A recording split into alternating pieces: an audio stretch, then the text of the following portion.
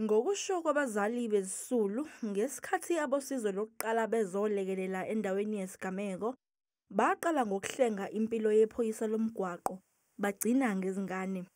Bathi abakaze bakuthole ukwesekwa uhulumeni selokhu izingane zabo zabandakanyeka engozini.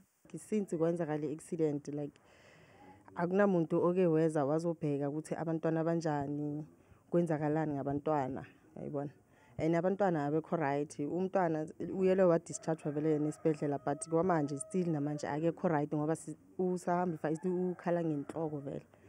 Ukhala ngokuthi inhloko yakhe ibhlungu vele uhlushwa inhloko. Umshayeli wemoto ethutha abafundi uthi ufuna ubulungiswa. I need justice to be done. Yes, I need justice to be done and correct protocol must be followed. Yeah. Okulimela uphiko oluphenya izenzo zamaphoyisa i-IP uthi isigameko sisaphenywa. Our investigations are ongoing. There are certain aspects of the investigations that are outstanding.